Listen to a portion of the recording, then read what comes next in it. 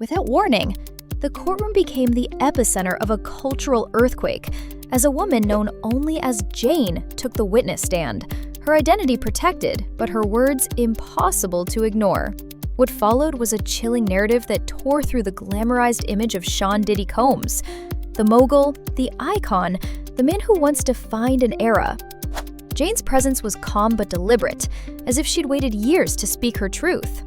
In a packed courtroom buzzing with anticipation, she began to recount a deeply disturbing encounter at the Trump International Hotel, where she alleged an evening unfolded that was anything but consensual. She described the surreal sight of a man entering the room dressed as a cowboy in heels, exuding flamboyance and menace in equal measure. And watching it all, she claimed, was Diddy himself, not as a passive bystander, but as a calculated orchestrator.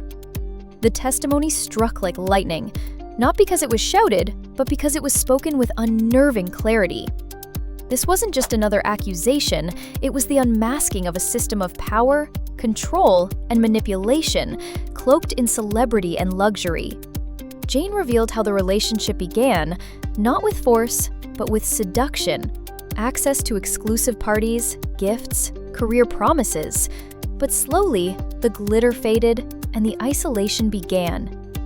According to her, contracts were signed, NDAs enforced, and her life became a silent performance in a world where saying no was not an option. The courtroom, filled with seasoned attorneys and media veterans, listened in stunned silence. This was no tabloid exaggeration. This was lived experience, woven with pain, precision, and emotional restraint. Outside the courthouse, the world began to wake up. Social media ignited, hashtags trended, and Diddy's once untouchable image began to fracture. In that moment, Jane wasn't just a witness, she was a catalyst, and her words would go on to define the tone of a trial already being described as one of the most damning in music industry history. Inevitably, the cracks in Diddy's carefully constructed empire began to widen as Jane's story triggered a domino effect. Her testimony, once seen as isolated, opened a floodgate of buried allegations, long-whispered accounts, and sealed-off memories from others who had remained silent for years. The courtroom soon became a stage for unraveling decades of unchecked behavior, where legal teams clashed in fierce debates not only over the truth, but over the systems that allowed it to be buried so long. Diddy's lawyers were quick to frame Jane as unreliable, suggesting her story was exaggerated, manipulated by fame-hungry opportunists or disgruntled ex-lovers. They dissected timelines, questioned her motives, and tried to cast doubt on her memory, but the public wasn't buying it. The more they pressed, the more credible she seemed. Then came the mounting wave of corroboration. A former bodyguard anonymously submitted a written statement describing strange private entertainment rituals that made him uncomfortable. An ex-assistant mentioned non-disclosure agreements used routinely, even for interactions that seemed oddly intimate or coercive. A producer who had once worked with Combs hinted in a podcast interview that everyone knew, but no one dared to say it aloud. These weren't definitive proofs, not yet, but they formed a tapestry of suspicion too complex to ignore. Diddy's public image was crumbling under the weight of cumulative perception. Endorsement deals began to dissolve. Partnerships were paused. Streaming platforms subtly rearranged how his catalog was promoted. Public figures who once stood by him began to go silent, and in some cases, speak out. Cautiously, but firmly. Meanwhile, Jane returned to court for cross-examination. Her voice never cracked. Her timeline never wavered. She clarified, corrected, stood firm. Even when presented with attempts to undermine her character, she answered calmly, focusing not on vengeance, but on truth. Her composure became the anchor of the case, grounding the wild speculation in something raw and real.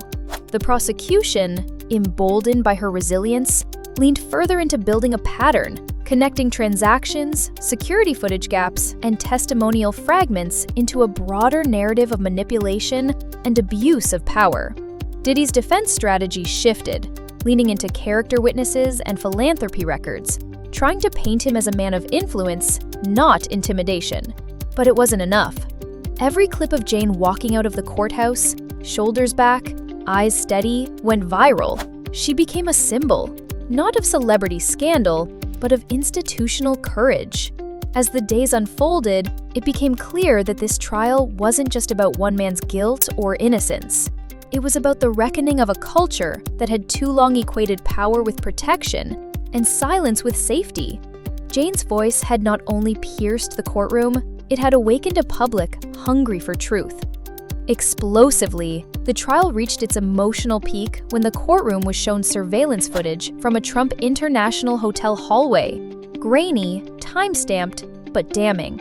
It displayed a silent moment. Jane, visibly distressed, hurriedly exiting a suite, clutching her coat to her chest, as a man in a wide-brimmed cowboy hat and towering heels strolled calmly behind her, pausing to speak with a bodyguard posted nearby. Though the audio was missing, the imagery was chilling. Porter's fingers flew across keyboards, and Diddy's face remained impassive, but his defense team immediately objected.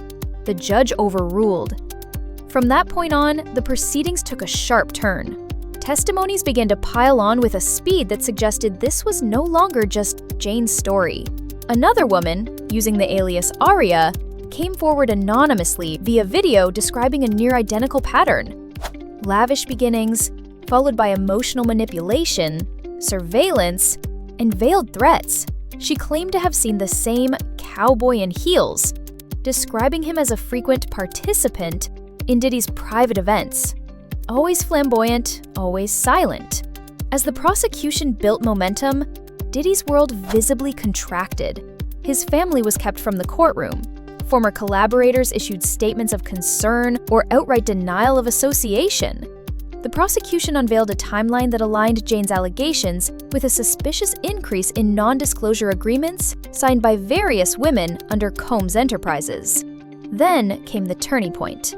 A former employee, breaking a long-held NDA, took the stand in a last-minute surprise appearance.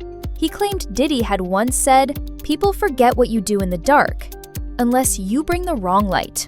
It was a cryptic quote, but it struck a nerve. Jurors sat frozen. The phrase was scrawled on Twitter threads within seconds. TikTokers began posting theories. Celebrities commented on posts. The trial was no longer just legal. It had become cultural. Diddy's silence through all of it, once seen as control, now read like retreat.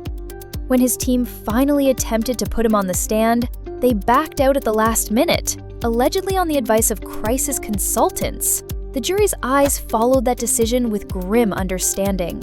By then, Jane had become more than a key witness. She was the moral axis of the case. Her every word, every appearance was carried with poise. She never cried on the stand, but many in the gallery did. She never asked for pity, only to be believed. In the final days of testimony, the judge allowed Jane a closing statement. She looked directly at the jury and said simply, "This isn't just about him. It's about everyone who saw and stayed quiet." And with that, the trial entered deliberation. But the verdict, for many watching, was already spiritual. The myth of invincibility surrounding Diddy had been shattered. Finally, as the trial drew to a close, the silence in the courtroom was no longer suspenseful. It was solemn. After days of deliberation, the jury returned with no dramatic outburst, no audible gasp, just a quiet confirmation that the spell had been broken. While the final verdict on specific charges was still mixed and bound to be contested in appeals, what had become undeniably clear was that Sean "Diddy" Combs would never walk back into the same world he once ruled. The public had already delivered its own verdict. His name was being pulled from music festival lineups, his production credits quietly erased from upcoming projects, and former partners issued carefully worded statements distancing themselves from his legacy. But more importantly, a new language had emerged, one in which victims weren't discredited by power, and silence could no longer be weaponized by fame. Jane's role in this shift was incalculable. She never sought headlines, she didn't sell exclusives. In fact, as soon as her legal role ended, she disappeared from public view. No tell-all memoir, no interviews, only a final statement shared through her attorney. Truth doesn't always roar. Sometimes, it just refuses to be ignored. And ignored, it was not. Discussions erupted across the entertainment industry about accountability, consent, and unchecked celebrity power. Other artists began re-evaluating past associations, reflecting publicly on their silence. A prominent director announced an initiative to provide legal resources for victims within the industry. Schools began referencing the trial in ethics courses. It wasn't a revolution of outrage, it was a quiet correction, a cultural pivot born from accumulated fatigue, and one woman's refusal to remain invisible. For Diddy, the road ahead was uncertain. His legal team vowed to appeal, spinning the result as a media-driven misunderstanding. But few were listening. The mystique was gone. In its place stood a more complicated, human truth about power, access, and consequence. He retreated from the spotlight, shuttered his social media accounts, and relocated to an undisclosed property outside of New York. Industry insiders whispered that he was selling off assets. Lawsuits continued to mount. Meanwhile, Jane became a symbol not of scandal, but of resolve. Online, she was immortalized in murals, hashtags, and open letters from survivors around the world. In her silence, others found the courage to speak. In the end, the trial was never really about just one man. It was about the illusion of untouchability, about what happens when the walls around a powerful figure begin to crack and those inside finally find a way out. And while justice may remain imperfect, what this trial proved, in testimony, in courage, in consequence, is that even the most fortified empires can fall when truth is given the chance to speak.